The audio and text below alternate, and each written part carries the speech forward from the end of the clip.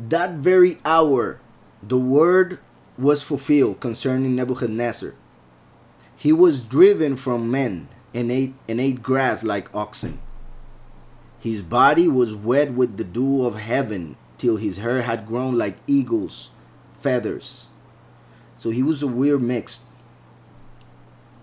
because his hair grew, but it became like feathers of an eagle, which is interesting because when we read later on in Daniel also, I will read that part, I guess. In Daniel 7, we see that it says regarding four beasts that Daniel sees, which are pretty much the four metals after the gold in the statue.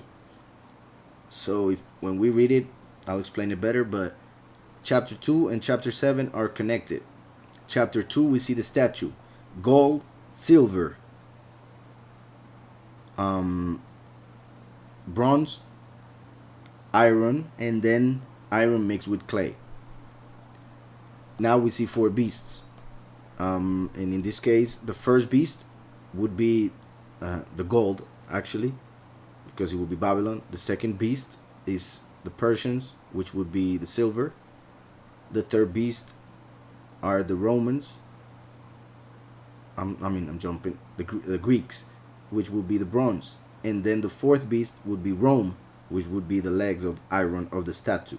So the statue of Daniel 2 is pretty much the same vision with different entities that is given to Daniel in Daniel 7.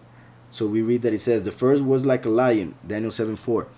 The first was like a lion, that is Babylon, and had eagle's wings. And had eagle's wings. So we see that the beast, or Nebuchadnezzar, became a beast whose hair grew until it became like the feathers of an eagle. So we see that the kingdom of Babylon represents, or is represented by, a lion with eagle wings, which is pretty much close to the image of the cherub, or the cherubim, or the cherubim. They give different names, but in Hebrew is cherub, and cherubim is the plural. So the cherub is a type of angel that has four different shapes, or is a mix of four animals: the ox, the lion, the eagle, and the man. The cherub was used as an image in Babylon. It was found in a lot of places. Many of the things that they found in Babylon had the image of a cherub.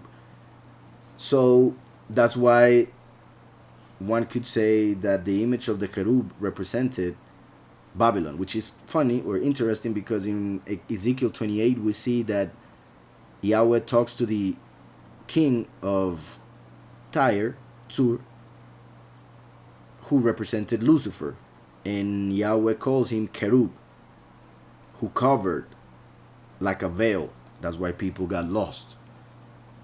And many other things that can be said there, but I just want to mention the fact that Yahweh speaks of Lucifer as a cherub.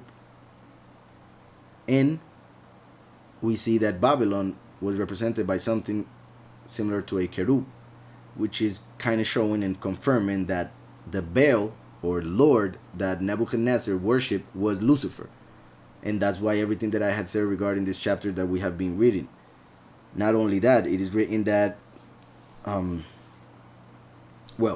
we just saw that he became like an ox, but then he got feathers like an eagle. Now we see here that he was like a lion. So we already have three of the animals of the cherub. And I will read the rest of this verse, and then we'll go to chapter 3 to finish it. And I'll finish with the interpretation and the several connections that are made with this.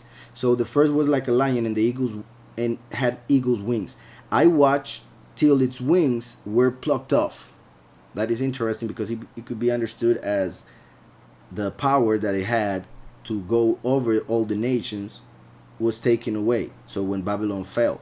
But in the spiritual sense regarding the soul of Nebuchadnezzar, represents the time when those 7 years ended. when he stopped being like a beast, and whatever feathers he had were taken away.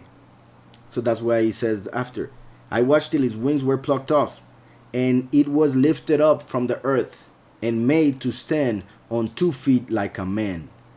And a man's heart was given to him, was given to it.